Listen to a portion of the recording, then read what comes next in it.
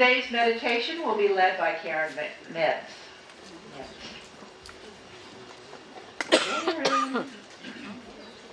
She's a-comin', she's a-comin'.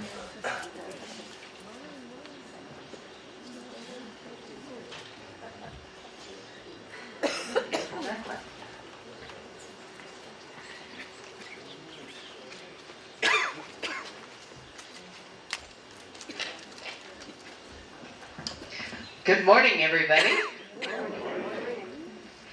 Today is our first day of spring, so let's honor its arrival. It's also Palm Sunday. So sit comfortably, leave your eyes open, or close them if you wish. Be present. Now take a deep breath and listen to your breath.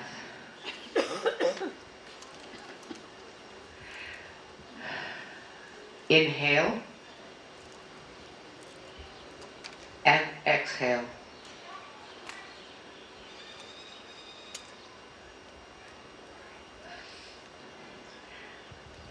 Now relax. Feel like a rag doll. Just feel loose.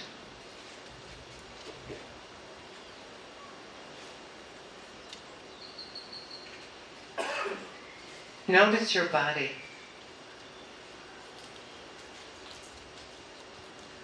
Notice your breath.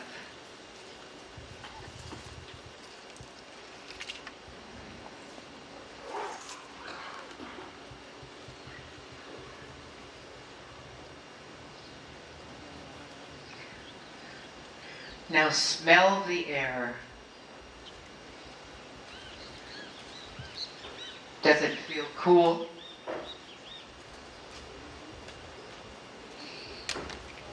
Does it feel warm?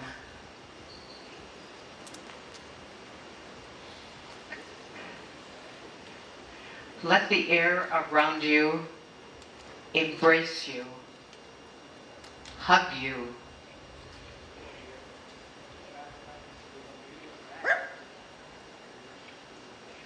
Let go of any tension or anxiety.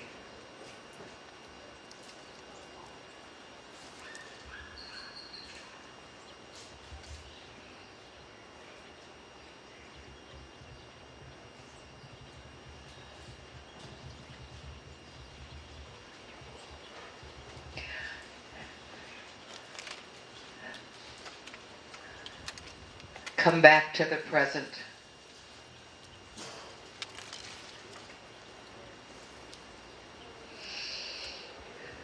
Breathe in the freshness of this beautiful, beautiful morning.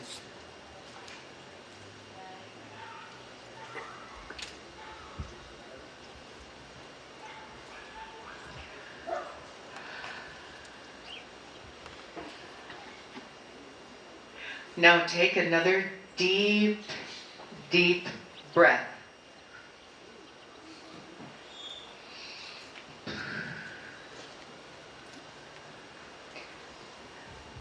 And welcome back this day.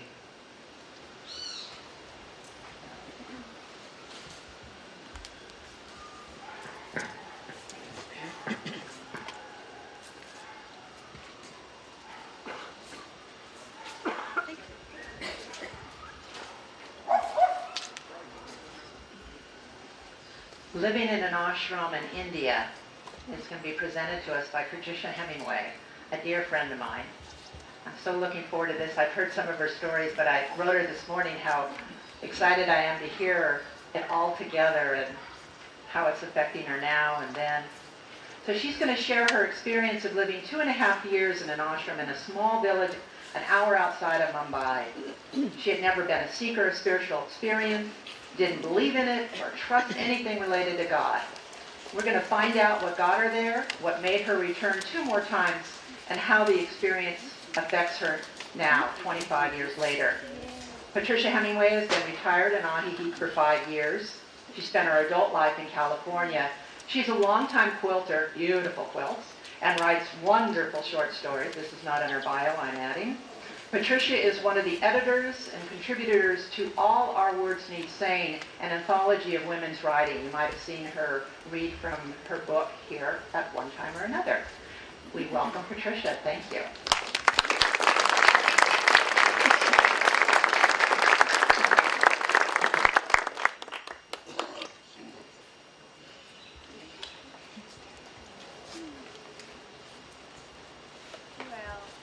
First of all, I have to say, Turn on the. all right. First of all, turn something on. Now, is that Good? Yeah. Okay. Well, first of all, I wanted to say how happy I am to be here, and also how honored to be speaking before a group of so many sweet and intelligent people. So thank you. Thank you all very much. So, what is an ashram? Some people may not know. Actually, the word itself in the Sanskrit is ashrama, and it means without fatigue. And I'm glad you got these little clips up here. These are great. So an ashram is a residential meditation center. The monks of that particular tradition live in the ashram, and people go there for a spiritual retreat. So I'm going to start with where my life was, and I need to begin in the summer of 1984.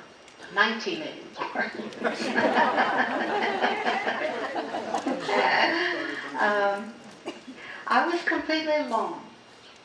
My closest friend had just been killed in an accident. And everyone in the community loved her. And it was an overwhelming loss to all of us. My partner of several years had, the summer before, left me for another woman. And I was still living in the house.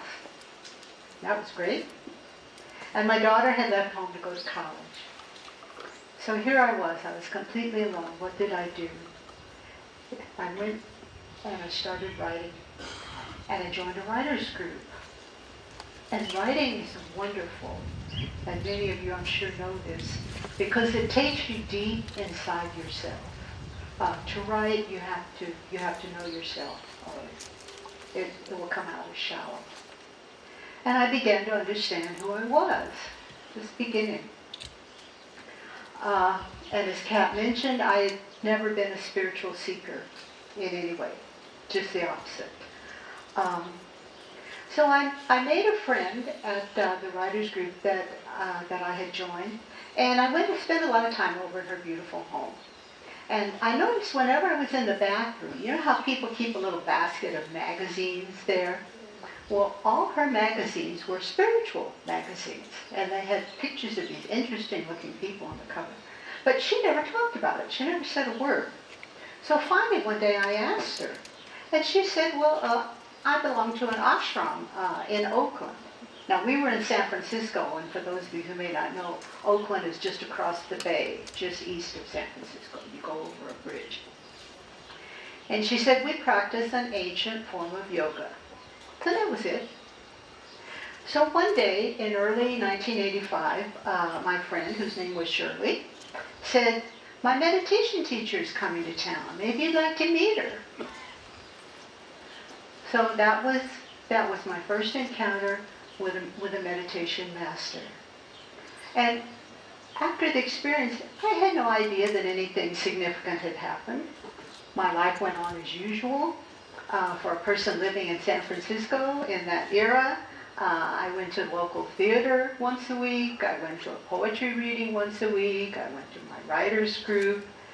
And I also started going to my friend's house where we gathered to chant and to meditate once a week. But inside me and outside me, changes were taking place. For example, I changed jobs and I had more money. I had money, actually, for the first time. My whole life, I had lived very close to the edge.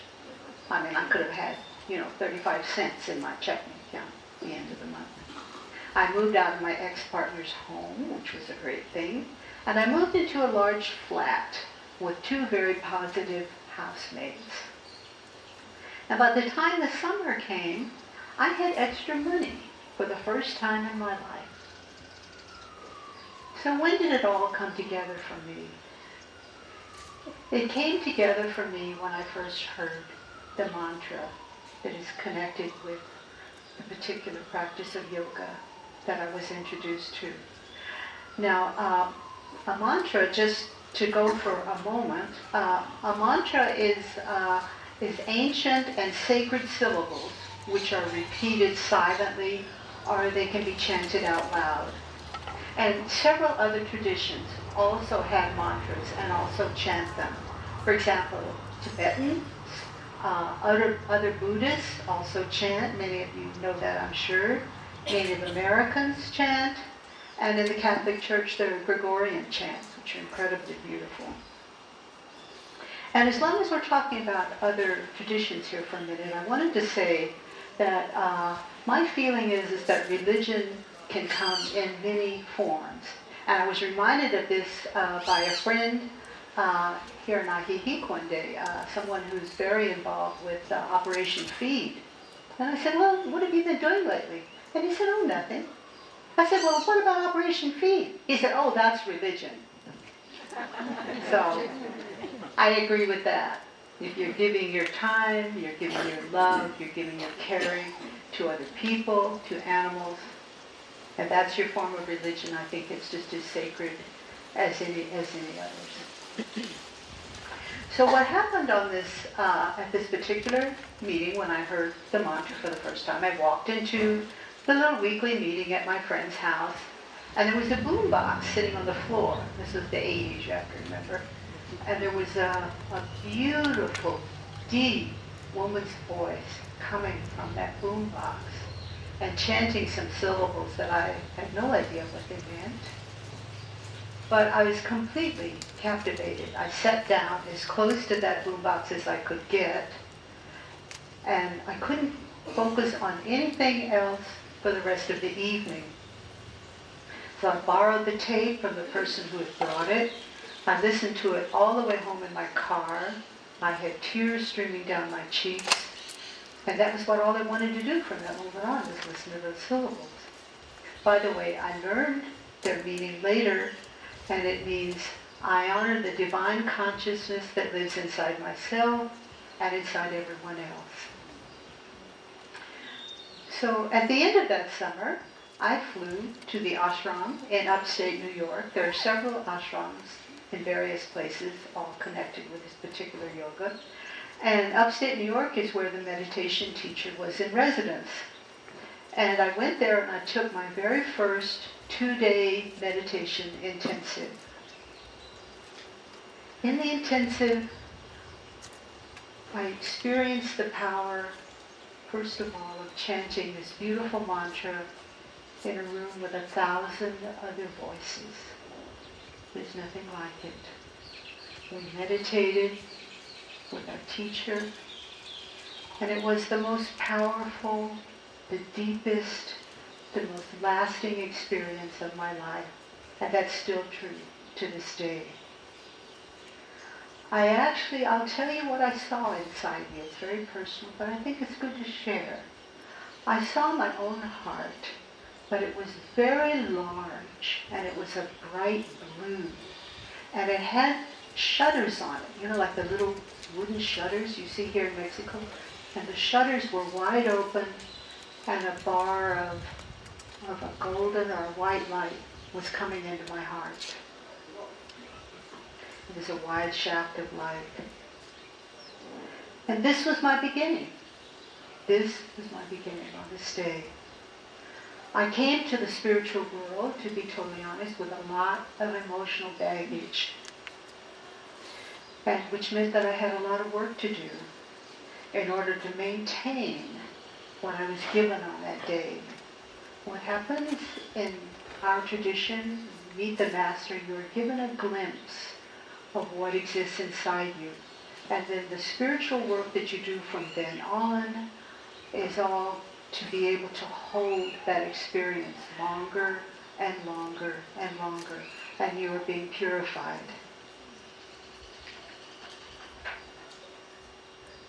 Okay, so now I'm going to start talking about the ashram.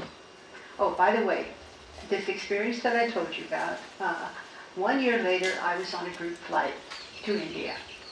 So it only took one more year, and there I was. And I had miraculously plenty of money for the flight. Never been anywhere before in my life. My first sight that I saw, this ashram in a small village, about an hour outside the big city. The first thing I saw was a water buffalo, a black water buffalo. You know those ones that look like they have their hair parted in the middle?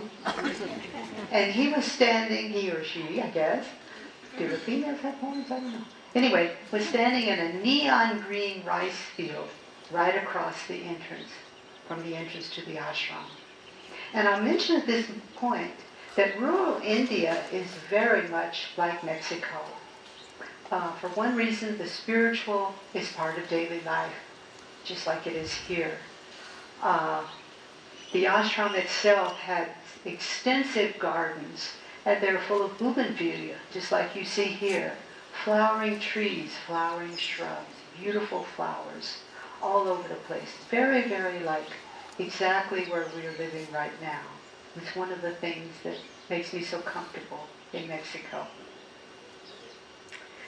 So the ashram, you enter the ashram and there's a beautiful marble courtyard, and it's shaded by some mango trees which had been planted 40 or 50 years before. So they're mature mango trees.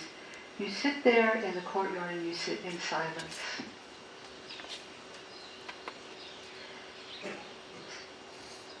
So what I felt there in this ashram, I who had never been a seeker yet, remember, I felt the tangible presence of God. All around the gardens there, it's something that they do in India, and I really liked it very much. They have statues of the saints and Indian deities who all represent the one God, but they're everywhere scattered throughout the gardens. You're walking along and you come upon a little statue of Krishna or something like that.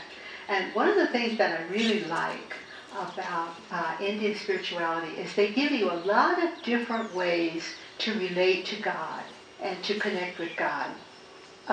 For example, Krishna is very much beloved in India. And there are many stories about Krishna when he was a little boy, and he was always playing pranks, and the women in the village were always coming over, and they were so enchanted by him and taking care of him. And so for people who are touched by that, that makes it very easy for those people to relate to this deity. As he grew older, Krishna worked as, I think, a shepherd or a goat herder, and some of the chants are to Krishna Govinda, and that leads to Krishna, the goat herder, the shepherd. And then Krishna, the mature Krishna, was also the charioteer for the warrior Arjuna in the Hindu epic, the Mahabharata. And if you haven't heard of the Mahabharata, you have probably heard very much about the heart of it, which is the Bhagavad Gita. And the Bhagavad Gita is a conversation between Arjuna, who's a warrior, and Lord Krishna, who's acting as his protector and his charioteer. So I mentioned that one of the things that I love about this kind of spirituality is all the different ways that you can connect to God. Another thing I enjoy about it is the laughter and the humor. And you may have experienced this if you've been in the presence of a great being. You find that they're very light. They're very funny. They don't take themselves seriously. And they can have you howling with laughter. And we sat in the restaurant in the various ashrams, which is called the Amrit. Whether I was in Oakland or whether I was in India, we sat around laughing and talking, and the spiritual energy made us so happy, and everything was so funny. You would think that we'd all had 4 or 5 margaritas. But this is one of the things you discover in spiritual life, is that humor exists within, and the lighter you get, the more fun you have. So I'm going to tell you a little bit now. I'm going to tell you about two aspects of ashram life. One, I'm going to talk about the daily schedule, and then, depending on how much time we have, I'm going to tell you about some of the special events that occurred in the ashram while I lived there. Now, first of all, when most people think of an ashram, or meditation center, they probably think that you sit around and meditate all day and lay in the grass and look at the sky, and it really couldn't be more wrong. You're very busy and you do a lot of work. You have time for meditation, but a lot of other things are going on. You do get up early in the morning for 4:30 a.m. for early meditation, and they very wisely devised part of the daily schedule. You've gotten up early, right? You've been meditating, so you're a little groggy. So what you do after meditation is you go into the Indian dining hall, which I'll tell you more about later. It's a wonderful place. And they have huge vats of chai tea. And chai, as you know, is fabulous. It's made with black tea, and it has spices in it, and it has sugar in it. And it's made with the milk of that black water buffalo that I told you about, I saw on the first day. And it has about the consistency of half and half. So I would sit there outside the Indian dining hall, drinking my morning chai. And I preferred to go outside, and it was still pitch black, because it's still very early. And you looked up, and the sky was absolutely blanketed with thousands of stars. It was so beautiful. And I would sit there, and sometimes there were little frogs that lived in the ashram, and they would come along, and I would feel this rubbery little plop, and then it would go on its way, and these little frogs would go along, and they would hop on your foot.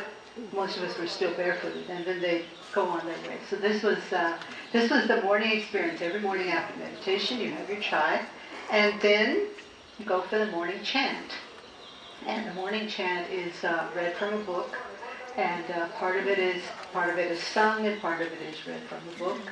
And it's in a wonderful covered pavilion, which is right next to the open courtyard that I told you about. And it's covered so that when it's the rainy season, you don't get wet. But it's open on all sides. It's an incredibly beautiful place. And after the morning chant comes the sunrise. And one thing I will mention here, one of the other things that I love about this yoga that I practice, is the music and the singing. There are a number of different chants. Some are faster, some are slower, but they have been adapted to the melodies of Indian ragas. And I think many of you know what Indian ragas are.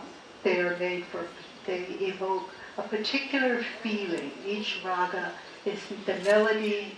It may be to evoke joy. It may be to evoke devotion. It may be to evoke passion and ecstasy. It may be to evoke longing.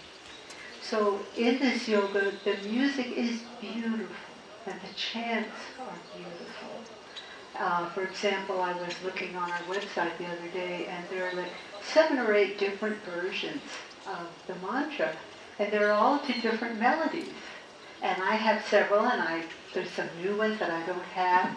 But depending on my mood or the time of day, if I'm feeling very quiet or if I'm feeling more festive, I can pick and choose among these. And other chants start out slow and get very fast. You can have you dancing at the end. So this is part of what I really love to this day, because I love music. So it's perfect for anyone who loves music, and that's me. So a little bit more about who else was visiting the ashram when I was there. Well, there were all kinds of people from all over the world. Creative people, business people, very successful people, some from movies or TV, some from the business world. Quiet, simple people. They came from Britain, Japan, Australia, everywhere. But we were all there for the same reason. To meditate, to chant, to study, and to offer seva. And seva, the definition of seva, S-E-V-A, is selfless service. We each offer up our skills. And what's very interesting is that seva is a very interesting little two-way street.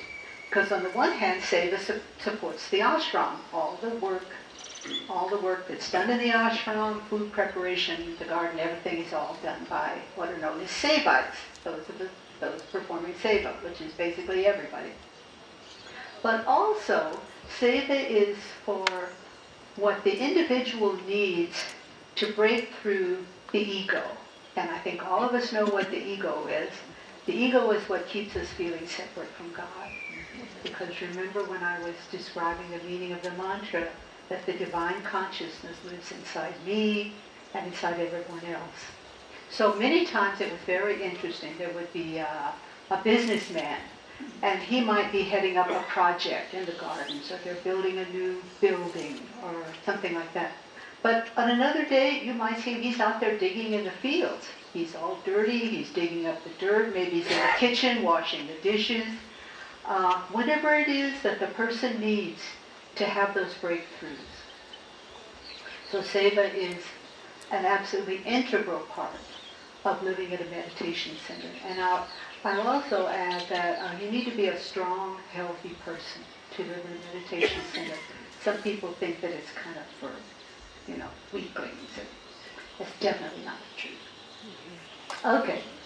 I want to mention something else here. Oh, doing great. Okay.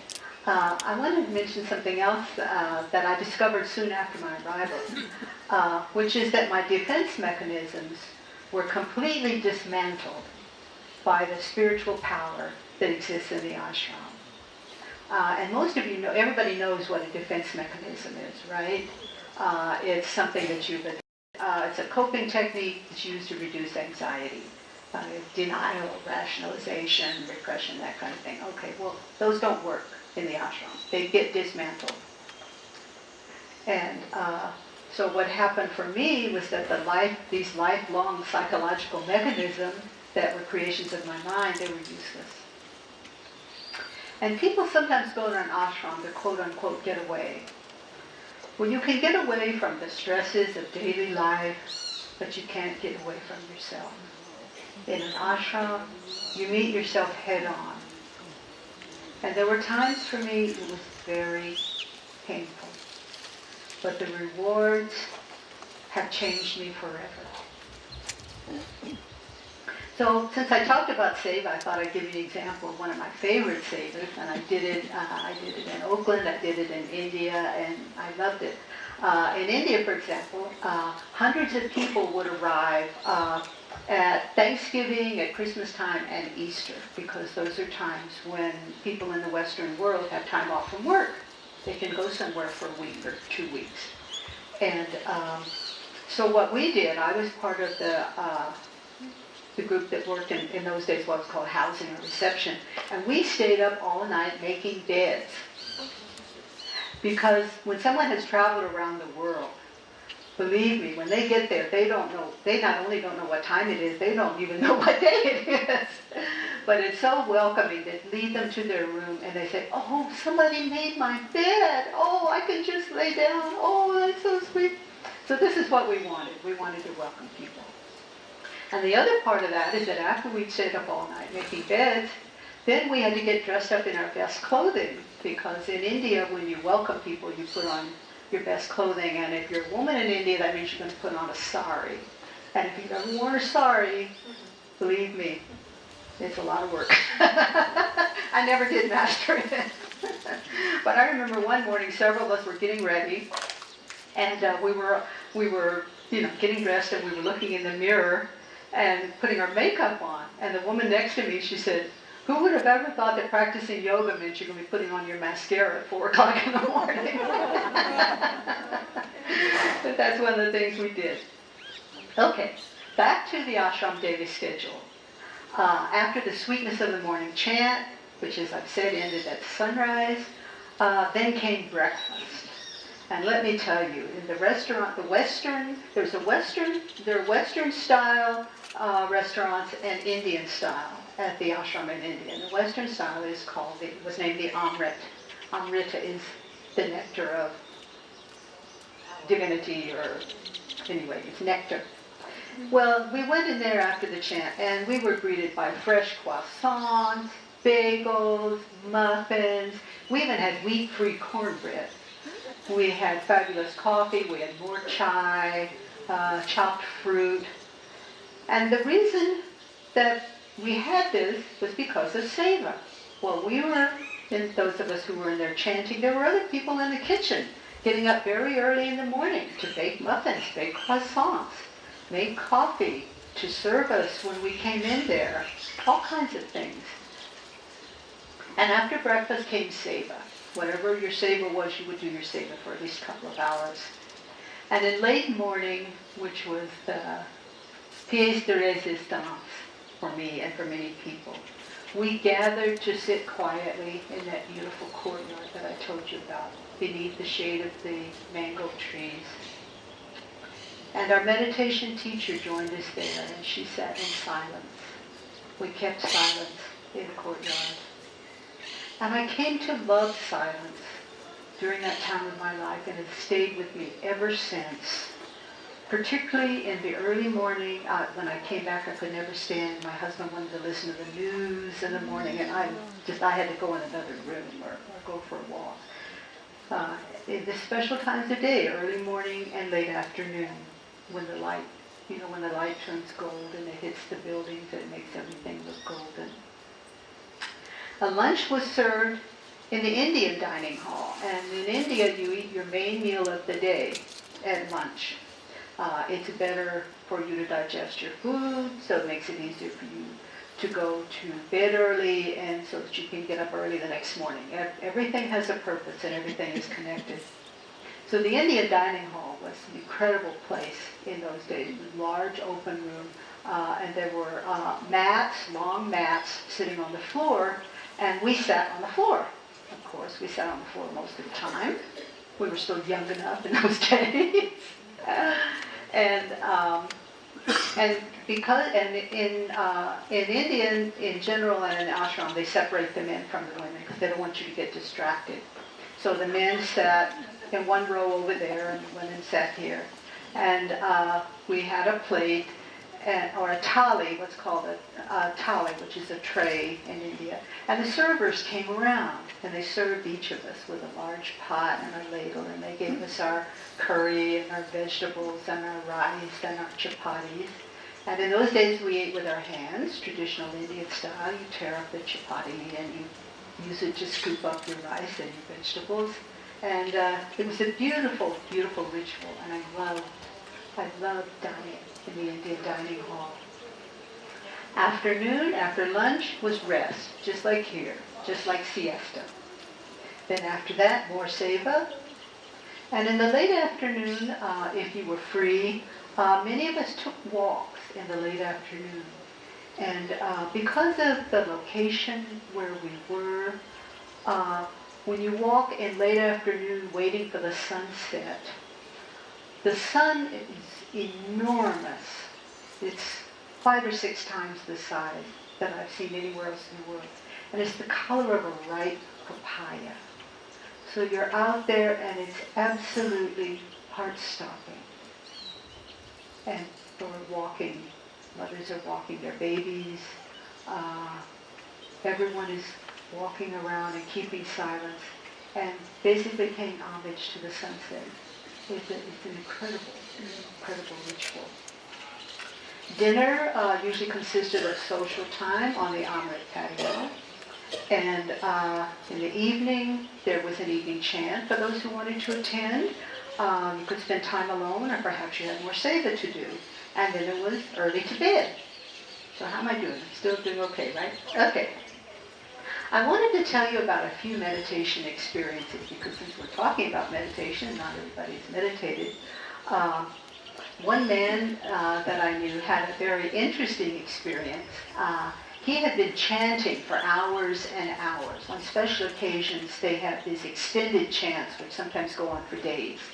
So he had been chanting for hours, and he became so quiet inside that he saw his mind crawl out of his skull like a crab.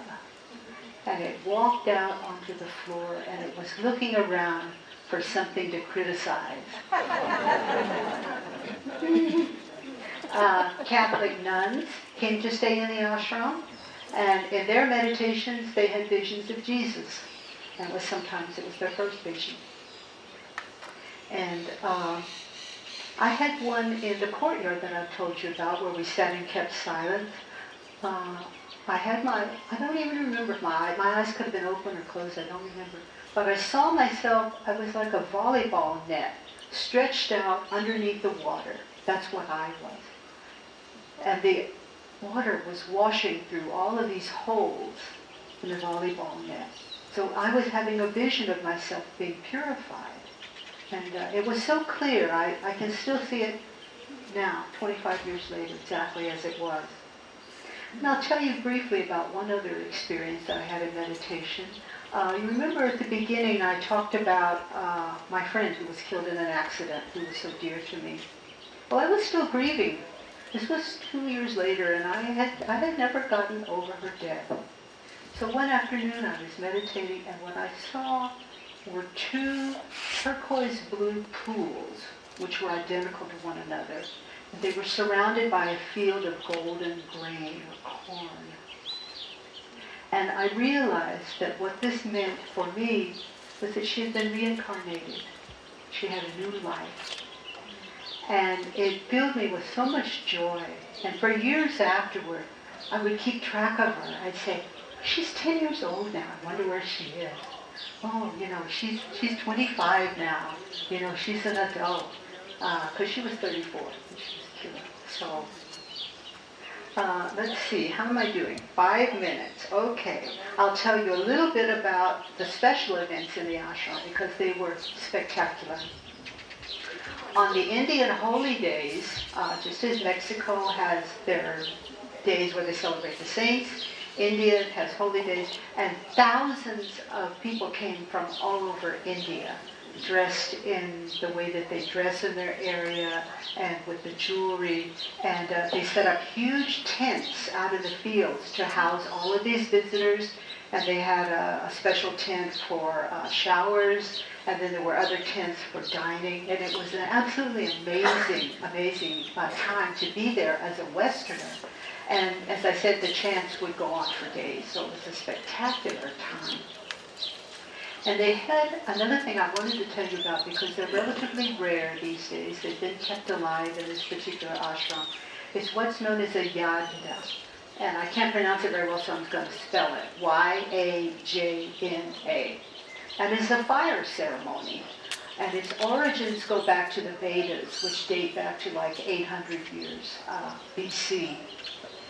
And a yajna is performed by Brahmin priests. These are men, always men, but at any rate, very good men, who had spent their entire life in prayer, and they would sit around the fire pit, and they would make offerings to the fire, which were usually traditional substances, sesame seeds, spices, and ghee, which is clarified butter, and the fire would flame up. And they chanted these beautiful, beautiful Vedic chants, which were all for peace on earth, for peace for everyone who was on earth.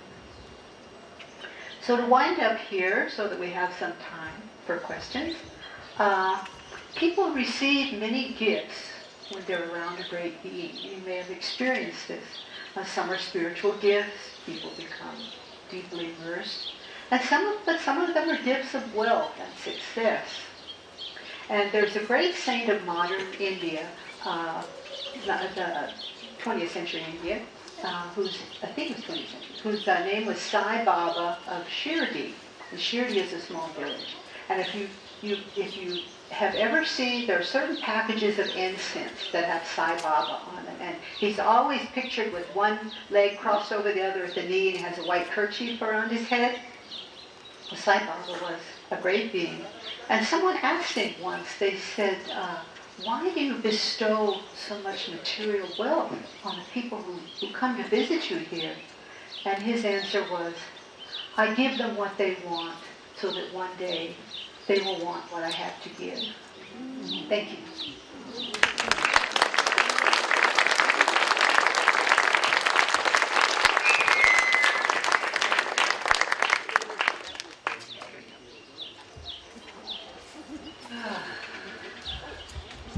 Hey, you have to stay.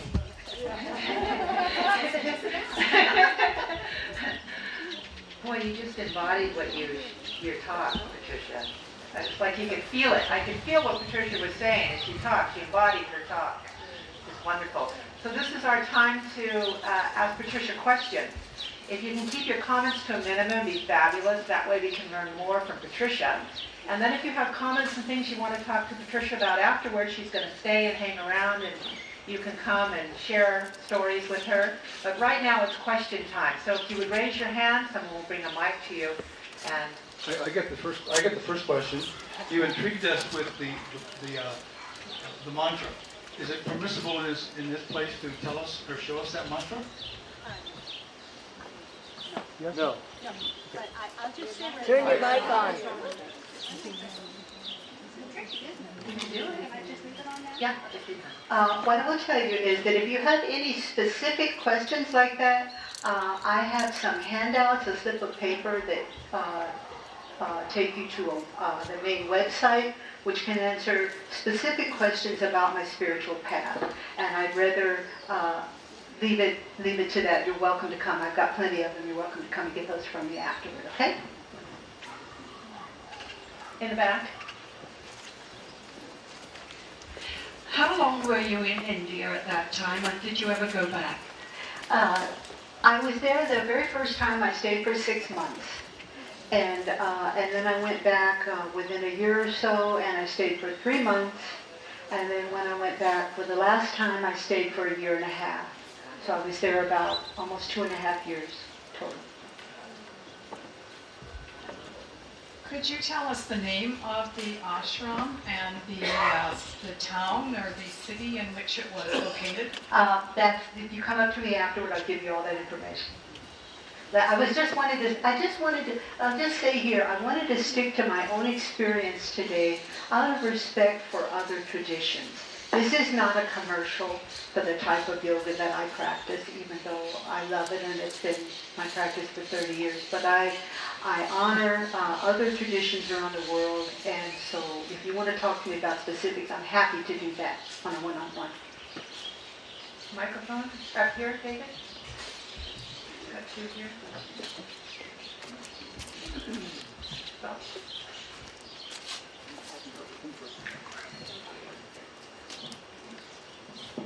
First off, I want to thank you for what you've done. Knowing enough about India and the different people, and there's so many there who are not getting anything out of it. The people are suffering. There's different groups of people who are ignoring. My question is this. In all of this, was there ever a time when they said, we're going to help the people of India, not just ourselves? This particular yoga has two projects that they sponsor. One is a prison project, which has been going on for many years, and the other is called Prasad. And there are other groups that do that. There's the Seva Foundation, but they do things, for example, like they sponsor cataract surgeries, where they go to poor villages and they perform hundreds of cataract surgeries. So they have two particular outreach groups that perform service to others outside the ashram. Thank you. I want to thank you for coming today. This is kind of a difficult question for me to ask. And the reason for that is that I have had some near-death experiences. One, I was dead more than 20 minutes. Wow. One of the things that I experienced is that I saw this huge array of people's spirits. I saw Jesus. I saw people from India. I saw people from all over the world, and people that I didn't even know. But they were all together, and they were laughing and enjoying. I mean, Jesus was a big joker. And I wonder if while you were having that experience, if you felt that connection with all of the spirits. Um, well, my particular experience was connection with previous teachers from this particular lineage. But I certainly, as I mentioned, there were Catholic nuns who came to the ashram, and they had visions of Jesus. And I think that all of these traditions and paths, they all lead to the same thing. And I think that's why you saw everybody there laughing and having a good time, is that there are many, many ways to reach what some people call the final goal.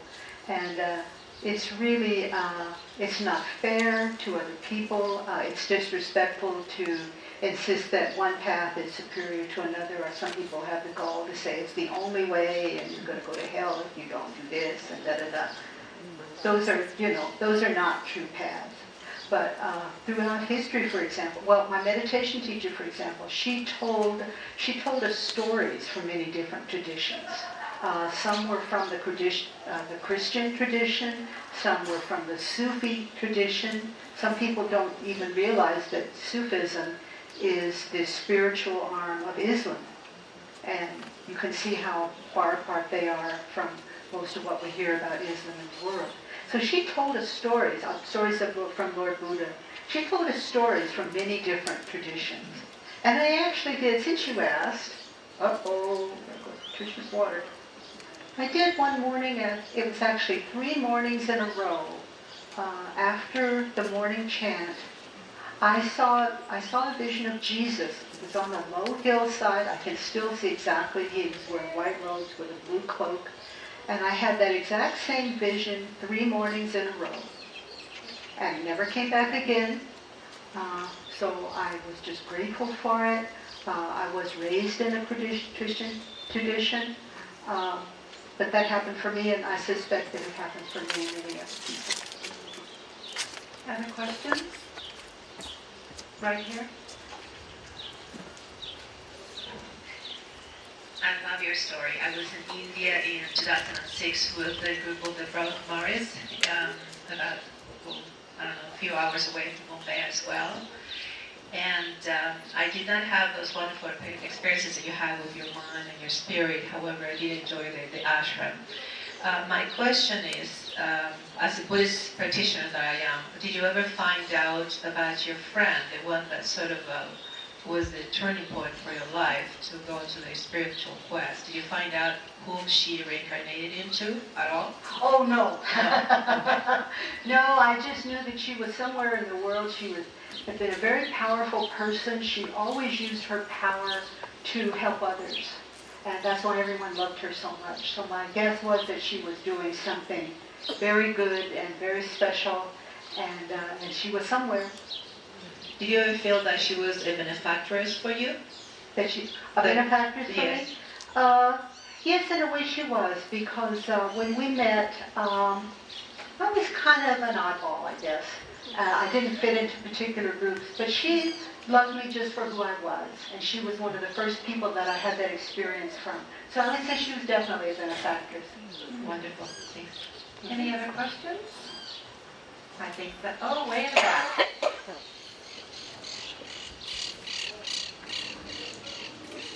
Thank you so much for sharing your story. Do you have any tips for someone getting started?